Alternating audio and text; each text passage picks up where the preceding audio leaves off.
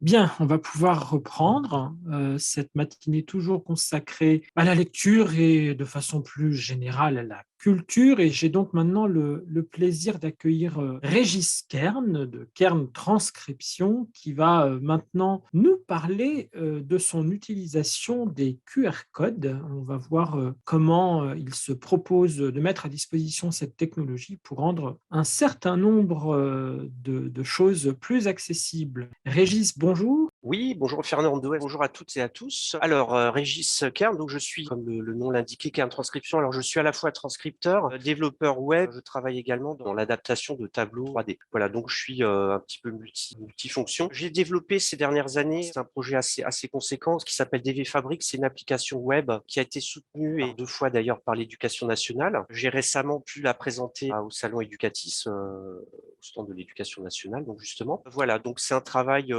disons, assez long, hein, parce que c'est une application web qui permet aux enseignants de créer des contenus, des ressources à destiner aux élèves malvoyants. Parce que, en fait, l'idée au départ était de réutiliser tout ce qui se fait en transcription, donc cartographie, schéma de SVT.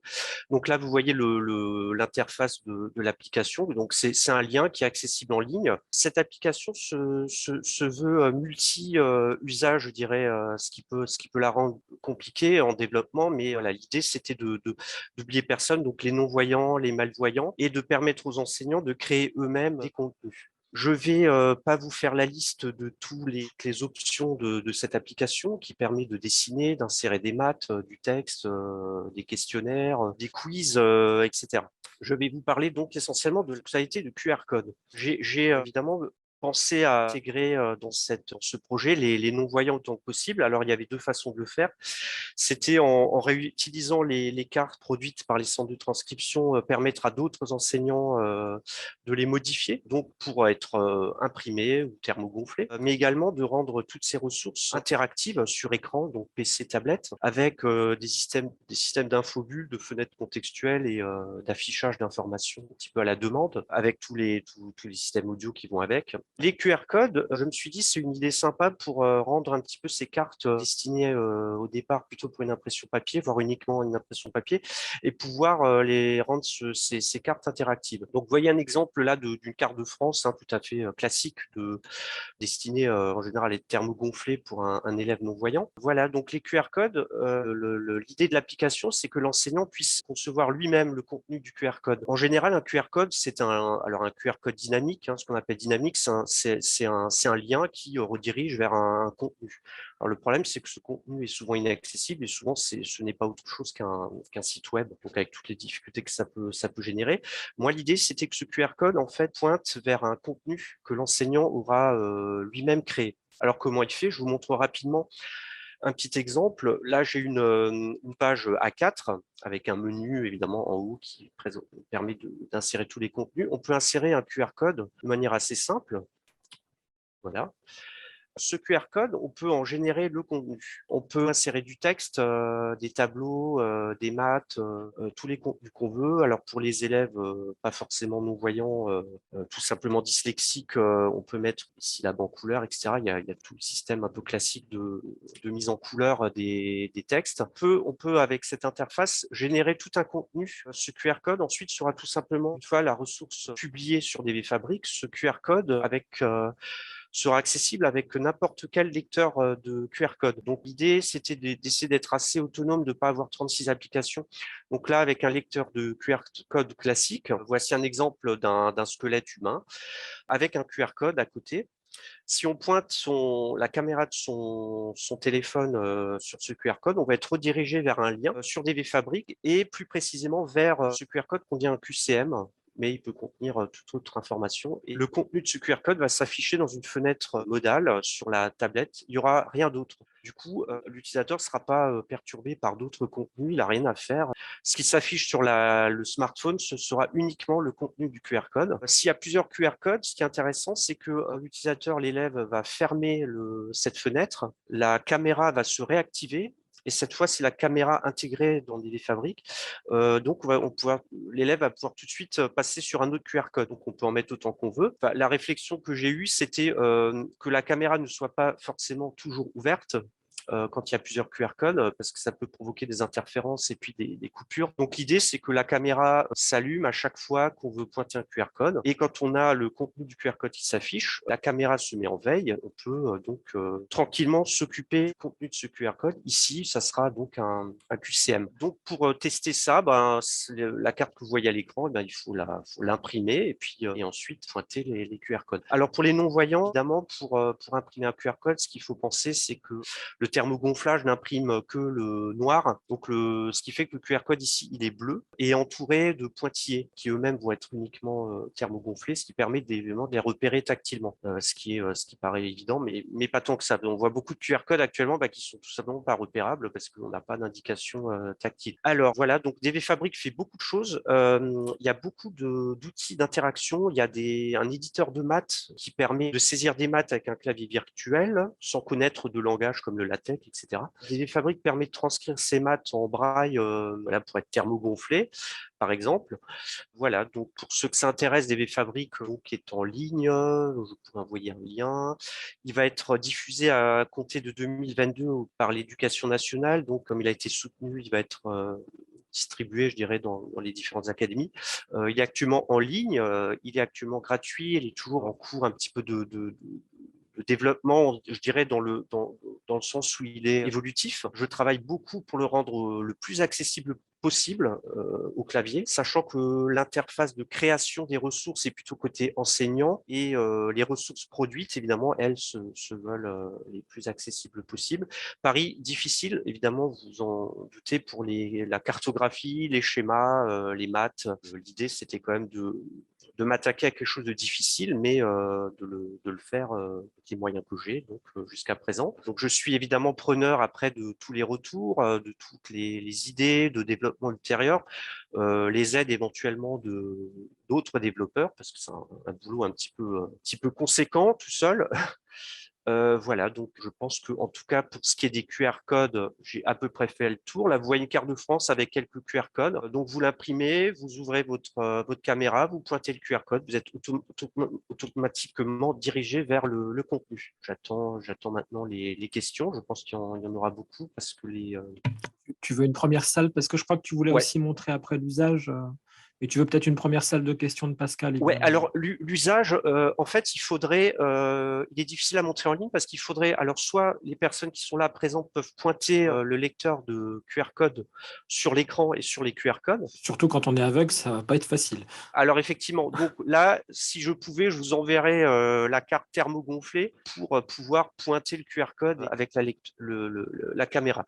Ce qui est évidemment là pas possible. Je pourrais vous montrer sur l'écran la version imprimée. Donc j'ai fait évidemment les essais. Quand je pointe le lecteur, il se passe sur l'écran s'affiche le contenu. Ce qui est intéressant, c'est que ces QR codes peuvent contenir tout type de contenu que l'enseignant juge nécessaire. Donc, s'il met un contenu pour un élève non-voyant, il va mettre, évidemment, il va éviter de mettre un PDF inaccessible, etc. Si c'est pour un élève dyslexique, pardon, il va pouvoir mettre un contenu du texte adapté spécialement. Il va pouvoir mettre des QCM et des quiz. Et là, pour les enseignants, alors qui connaissent la plupart du temps, ce sont tous les exercices proposés par H5P, qui est l'exerciceur présent sur Moodle. Voilà, donc dans ce QR code, on peut absolument tout mettre. On peut mettre des maths, on peut mettre des fichiers audio, on peut mettre des vidéos. Voilà, donc l'idée au départ, c'est quand même que l'enseignant puisse y mettre le contenu qu'il veut pour son élève. Après, la ressource, elle peut être publiée en ligne ou simplement en mode brouillon, pas forcément donc visible par tous. Voilà. Donc, mais elle doit être publiée parce que les contenus des QR codes sont sur le serveur de DV Fabric. Et voilà, de manière générale, DV Fabric est accessible avec n'importe quel navigateur web, donc aussi bien Safari que Android que Chrome, Firefox et autres. On peut Pour le peut-être QR prendre code. une, Ouais, une première salle de questions, du coup, peut-être, voir, et puis ouais. on sera amené à développer. Pascal, est-ce que tu vois Oui, passer des choses? alors oui, je pense qu'on a besoin d'éclaircissement sur l'usage. Donc, si j'ai tout bien compris, l'élève a son smartphone ou sa tablette, il va avoir, je prends le cas d'un élève aveugle, par exemple, Mmh. donc aura sous les doigts une carte thermogonflée. J'ai bien compris que les QR codes étaient repérés par des pointillés et ça me paraît bien judicieux. Donc, je suis aveugle, je prends mon smartphone, je pointe le QR code et là, mon smartphone va aller se connecter sur le site d'Effet Fabrique et va me lire ou m'afficher le contenu de ce qui a été défini par l'enseignant. Pour l'instant, j'ai Exact. tout bon? Ouais. D'accord. OK. Donc, ça veut dire qu'il faut quand même que l'enfant, enfin, ou l'élève, si on est dans le cadre scolaire, ait d'une part droit au smartphone ou à la tablette et surtout qu'il y ait une connexion digne de ce nom pour pouvoir accéder à ce contenu. On est toujours d'accord? Oui, tout à fait. Alors, c'est vrai que le principe de DB Fabric, c'est du web, ce qui fait qu'effectivement, tout est en ligne, sachant que sinon effectivement, il y a pas de version appli native sur tablette. Effectivement, il faut une connexion. Il faut une connexion, d'accord. Oui. Et ça, en termes de, j'ai envie de dire, de réglementation interne aux établissements scolaires, ça pose un problème. C'est un problème qui vous a été soulevé par l'Éducation nationale ou pas? Alors oui, la solution qui va être mise en place, alors en termes de contenu, après, on peut mettre ce qu'on veut si les droits d'auteur, le droit à l'image, etc. sont respectés. Donc là, c'est le problème de toute application dans laquelle on peut insérer du contenu, je dirais. La solution avec l'Éducation nationale, c'est d'intégrer l'ENT. Un ENT donc qui serait contrôlé par les services donc en charge de l'ENT. Et donc c'est une possibilité qui est envisagée, c'est d'intégrer l'ENT Alors, vous nous directement. rappelez ce que c'est que l'ENT? Parce que Alors vous n'êtes l'ENT, c'est pas tous l'environnement des... numérique de travail des établissements scolaires. Donc ça permet de faire un filtre déjà sur les questions d'inscription, de droit d'utilisation, etc. C'est ce que les enseignants sont censés utiliser en classe, hein. Donc normalement, toute application, toute ressource doit être accessible via cette ENT, donc via cet environnement numérique de travail. Après, le QR code, si on est tout à fait en droit, il y a pas de limitation après en termes de droit d'usage de ce QR code. D'accord. Et vous n'avez pas eu de limitation au fait que les élèves soient en classe avec un smartphone ou une tablette pour pouvoir se connecter à un site web? Parce Alors, qu'il y a quand même des ouais. établissements où les tablettes et les smartphones sont interdits. Donc, du coup, c'est un petit Oui, peu ma alors là, il question faut que aussi. l'élève, que l'enseignant, eh bien, veuille bien utiliser le sien pour un usage spécifique. Alors, il est vrai que le QR code est vraiment une partie de DV Fabric, hein. La présentation était intitulée Le numérique et le papier parce qu'effectivement, à partir du papier, on n'a pas beaucoup de solutions d'interactivité, hein. Mhm. Comme vous le savez, surtout, enfin, que ce soit le papier pour un malvoyant, un voyant ou un non-voyant. Donc, le QR code me semblait la solution la plus simple. Après, je pense que les enseignants, au minimum, ont une tablette à disposition. Peut-être les smartphones, l'utilisation est peut-être un peu plus limitée, mais les tablettes, en tout cas, sont largement diffusées dans les Dans établissements les scolaires. établissements, d'accord. Alors, j'ai une question à laquelle vous avez répondu, mais on va quand même le repréciser. À propos de l'audio, on est bien d'accord pour dire qu'un QR code peut renvoyer sur un fichier audio? Alors effectivement, alors là, c'est en cours d'amélioration encore, je dirais. Ça, le retour des utilisateurs le dira. Parce qu'évidemment, quand on veut faire une solution qui soit utilisable pour tous, je dirais, ce qui est compliqué, c'est que évidemment, il faut prévoir du coup des alternatives. Alors, de manière assez simple, le QR code, s'il ne contient que du texte, il va s'ouvrir donc sur l'écran de la tablette ou du smartphone. Et là, il y a deux options. Soit le lecteur d'écran prend le relais pour la lecture du contenu de cette fenêtre, soit ce qui était plutôt envisagé pour une aide audio, je dirais pour un élève malvoyant, c'est qu'en tapotant sur le texte, la voix de synthèse va lire ce texte. D'accord. Donc à voir ce qui est le plus pratique en fait. Mais on pourrait imaginer que le QR code renvoie sur un fichier MP3 qui serait automatiquement diffusé aussi. Oui, tout à fait. Alors, j'ai constaté avec Safari que enfin, Safari n'aimait pas le lancement automatique d'un fichier audio ou d'une vidéo. Du coup, à voir si l'action se fait automatiquement ou si l'utilisateur appuie sur un bouton pour lancer l'audio. Mais effectivement, comme le QR code peut contenir n'importe quel contenu, il peut contenir un fichier MP3 que l'enseignant aura intégré. Et alors moi, j'ai également une réflexion parce que je pense aussi aux profs déficients visuels. Est-ce que du coup, vous avez travaillé l'interface de l'application pour que un prof déficient visuel ou aveugle puisse justement créer lui-même, alors peut-être pas des cartes parce qu'évidemment ça va être compliqué, mais mettre par exemple dans un texte, un QR code pour que ça renvoie sur d'autres informations à destination, là pour le coup, de ces élèves qui ne sont pas forcément, déficients visuels. Parce que là on a plutôt parlé du cas de l'élève déficient visuel et je pense aux profs déficients visuels. C'est une question que vous avez travaillée? Alors, c'est un sujet très délicat parce qu'effectivement, DV Fabric contient des outils de dessin, même si on peut tout simplement incorporer des schémas préexistants dans la base. C'est-à-dire, il y a toute une base de cartes déjà réalisées, simplifiées. Donc, soit on intègre directement une carte, soit on la dessine. Pour un enseignant malvoyant, les boutons sont accessibles au clavier normalement, donc ça c'est encore à terminer pour cette fin d'année. Mais normalement, le menu donc sera accessible au clavier. Simplement, pour les non-voyants, c'est plus compliqué parce que le QR code, il faut le disposer sur la carte quelque part, sur le schéma. Ça c'est un petit peu plus délicat. Mais si on se limite au texte, imaginons je suis prof de philo, je tape un sujet et je veux mettre des QR codes parce que je veux renvoyer sur des bibliographies, enfin, on peut imaginer plein de choses. Est-ce que là, pour du texte, est-ce que je peux le gérer en tant que déficient visuel utilisant un lecteur d'écran? Alors dans ce cadre-là, je vais le noter parce que je peux le faire assez simplement en fait, parce que du coup, on peut imaginer saisir du texte, on peut intégrer un QR code et dans ce QR code, on peut mettre que du texte. Effectivement, là, ça doit être accessible assez simplement pour un non-voyant. C'est vrai que c'était pas l'usage premier du Premier, oui. QR code. Mais c'est tout à fait faisable et c'est intéressant.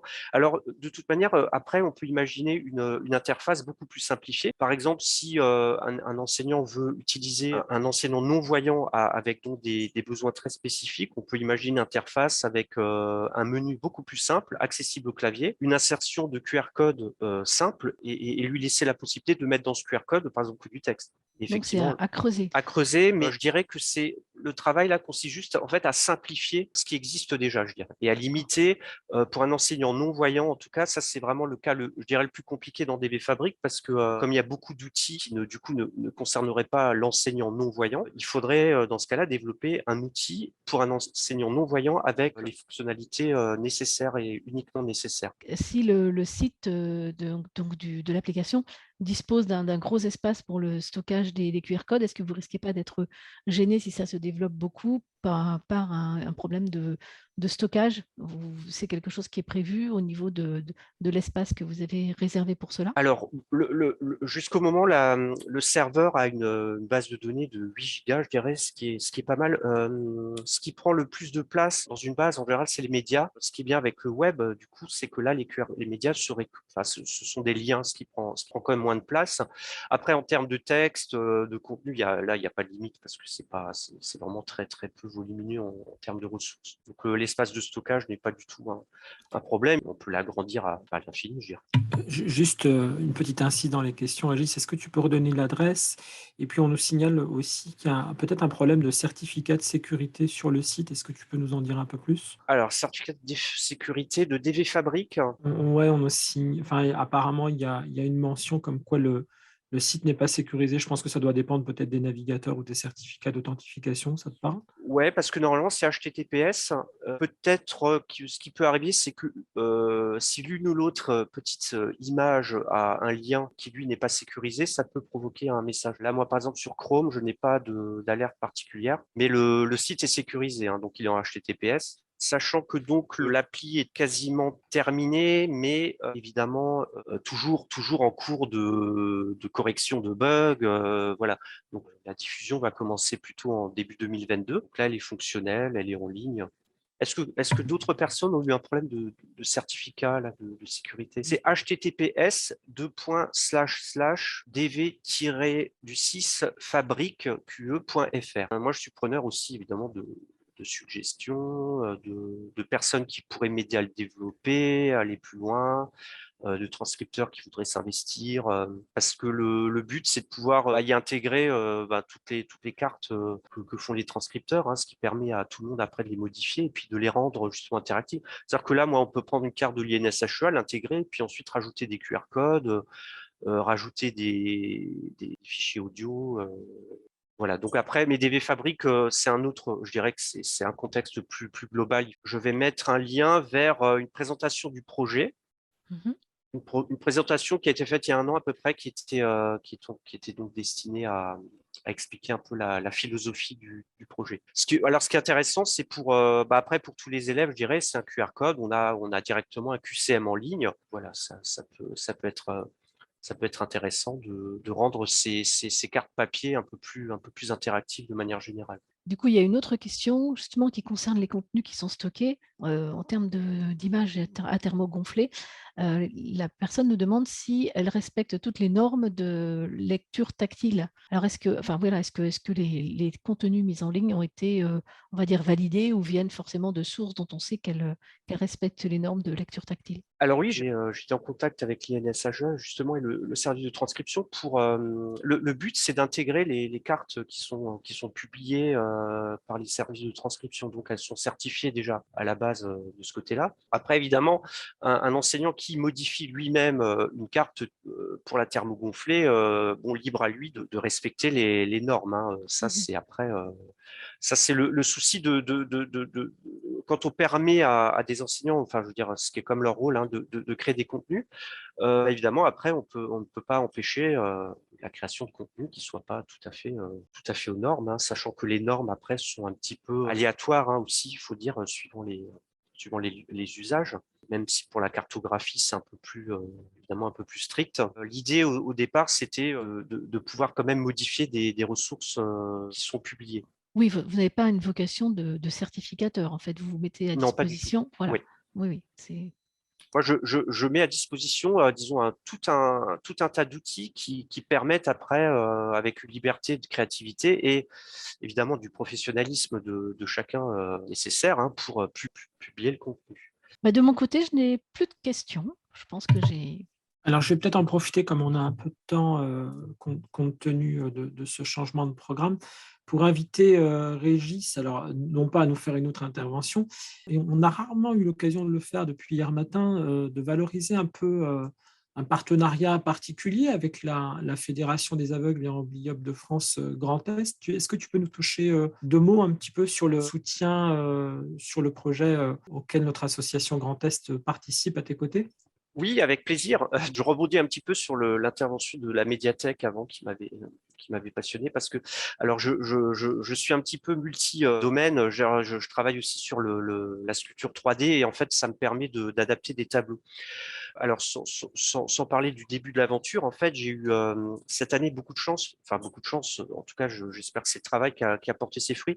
J'ai eu une subvention d'éducation nationale donc pour continuer à développer des fabriques. Il faut avouer que peu de développeurs en fait se lancent dans un tel projet parce que ça demande beaucoup de ressources, beaucoup de temps et évidemment toutes les difficultés liées entre les différents types de handicap. Je travaille également cette année sur un gros projet pour l'accessibilité des œuvres d'art. J'ai eu le soutien de la Fédération des aveugles du Grand Est et donc notamment grâce à Monsieur Gabriel Reb, que je remercie vraiment infiniment, qui m'a soutenu de manière très efficace. Et grâce à lui, donc j'ai eu une aide de l'Eurométropole de Strasbourg. Et grâce à lui, je vais créer la première collection de tableaux véritablement en 3D, de tableaux célèbres, donc la Joconde, autre Van Gogh, en véritable 3D, c'est-à-dire jusqu'à 8 à 10 cm d'épaisseur. Pour certains des tableaux, il y aura au total une quinzaine de tableaux qui vont être réalisés au printemps, avec tous les systèmes évidemment descriptifs, braille, audio. Et donc les fichiers audio seront eux-mêmes réalisés par une narratrice non-voyante strasbourgeoise. Et voilà, donc ce projet devrait être achevé vers le début du printemps. Donc projet compliqué à mettre en œuvre parce que vous imaginez bien qu'adapter la Joconde en 3D, c'est pas une mince affaire. D'autant plus que les musées veulent souvent quand même la couleur. Du coup, la plupart seront en 3D et en couleur. Voilà, donc la couleur pour les personnes qui ont encore une perception des couleurs, mais aussi par des choix faits par les scénographes. Voilà. Donc cette année a été très riche et beaucoup d'activités entre le numérique et l'art. C'est en tout cas passionnant. Et du coup, petite question à la suite de cette petite incise concernant finalement le sujet de ce matin. Quand est-ce que du coup ces œuvres seront mises à disposition du public? Alors j'en ai déjà quelques-unes. C'est un travail que j'ai commencé il y a déjà 4 années sur Strasbourg en tout cas, et j'en ai fait déjà pas mal pour le département de la Vendée. En résumé, je travaille avec 2 techniques. Une technique par dépôt de résine, donc de quelques couches sur, je dirais, 3 à 4 millimètres d'épaisseur. Et l'autre technique est la véritable 3D et qui permet de ne pas avoir de limite, je dirais, d'épaisseur. La Joconde, par exemple, concrètement, on ne peut pas l'imaginer en thermogonflage. Je ne vois pas l'intérêt. Et puis, bon, voilà, là on n'est plus dans l'art, on est dans l'illustration, dans ce qu'on veut, mais la Joconde en thermogonflage, ça n'a aucun intérêt. Donc la Joconde, voilà le type d'œuvre, je pense qu'il est nécessaire de faire au minimum en bas-relief et au mieux en ce qu'on appelle le rond de bosse, c'est-à-dire une espèce de demi-sculpture. L'idée est née donc ainsi à la... Je fais Ouais. une incise dans ma propre incise. On peut se dire qu'on est loin du numérique, mais en réalité, les techniques qui nous permettent Mm, d'arriver à ça sont pleinement numériques. C'est aussi pour ça que je raccroche ça, à la mm. fois parce qu'on a un peu le temps, il faut bien se le dire, et aussi parce qu'on est quand même dans le sujet, c'est-à-dire en quoi le numérique peut aussi nous apporter, à nous, en tant qu'utilisateurs, un confort, en tout cas ce que moi je considère comme étant un confort, lorsqu'on cherche à s'approprier ce type de représentation. Donc je le dis au micro pour que ça soit clair. Et On est quand même bien dans le numérique et ça m'intéresse, vu qu'on a oui, un peu de et temps ce alors matin, que tu puisses exposer cette démarche. en fait, c'est un travail qui est très délicat parce que au départ, je faisais beaucoup de cartographie, etc. Et puis effectivement, l'art, c'est un petit peu plus délicat parce que évidemment, je le disais en thermogonflage, ça donne pas souvent grand-chose. Après, ça dépend des tableaux. Mais j'ai dû apprendre à me servir de logiciels de sculpture 3D, ce qu'on appelle sculpture 3D, pour modéliser de manière numérique les adaptations. Et ensuite, alors bon, je passe pas forcément par des Fab Labs parce que là, on est dans la 3D qui demande des machines de très très haute qualité, je dirais. Autant en termes de finition que si on veut mettre la couleur, là, il y a déjà beaucoup moins de machines, évidemment. Et sinon, alors certains tableaux, je travaille pas en 3D, mais je travaille avec l'imprimerie Laville, qui est très connue à Paris et qui fait déjà un magnifique travail d'adaptation. Je travaille simplement différemment. Moi, je travaille vraiment surtout avec des notions de volume et de forme pleine, je dirais que sur uniquement les contours. Voilà, autrement dit, la Joconde, si on fait uniquement les contours, ben, on a plus vraiment la Joconde. Il est difficile de ressentir sa posture, les traits de son visage, etc. Tout comme la jeune fille à la perle, etc. Par contre, des tableaux, je dirais plus abstraits, plus, en fait, tout dépend vraiment du type de tableau. Alors, je ne sais pas si on voit derrière moi un petit peu j'ai un petit Van Gogh qui a été réalisé par l'imprimerie La Ville, en fait, que j'ai réalisé numériquement, qui n'est pas de la véritable 3D. Alors, le résultat est assez sympa tactilement. Et surtout, c'est passionnant parce que je pense que la transcription, l'adaptation, en ce qui concerne l'art, il y a quelque chose qui est assez fascinant. Je travaille beaucoup avec les non-voyants alors du côté de Strasbourg et effectivement c'est un travail qui est passionnant, hein. Je connais d'ailleurs un peintre strasbourgeois qui s'appelle Jacques Allon qui est non-voyant, qui fait également partie de la Fédération des aveugles Alsace-Lorraine Grand Est et donc qui continue à peindre, avec lequel on est en train de travailler sur une de ces adaptations en 3D. Donc c'est fascinant après de les accompagner dans les musées, de les écouter une médiatrice culturelle leur décrit les tableaux, d'écouter leurs ressentis, de prendre note un petit peu de tout ce qui en ressort. Voilà. Alors contrairement à la cartographie, ce qui en ressort est assez clair, c'est que chaque non-voyant est différent. Les règles ne sont pas du tout les mêmes qu'en cartographie, évidemment, ce qui donne une grande liberté finalement d'adaptation parce que donc l'art, ben ça reste l'art du coup, ce qui de toute manière après permet à la personne non-voyante qui a perdu la vue ou qui est née aveugle, d'ailleurs, d'avoir à peu près, d'avoir sa propre interprétation. Alors évidemment, toujours un accompagnement, hein, c'est-à-dire une description et le mieux encore une médiatrice qui va leur expliquer les tableaux. Voilà, ce sont des choses qui sont complémentaires. Une œuvre tactile, je dirais, seule est difficilement perceptible. Surtout bah, si on imagine des œuvres plus abstraites, hein, évidemment. Après la Joconde, l'approche tactile est beaucoup plus naturelle parce qu'évidemment c'est un portrait, c'est un buste, donc c'est plus facile de reconnaître un visage que de l'art plus abstrait. Moi, ça ne me... J'ai pas eu de questions qui sont tombées sur la deuxième partie.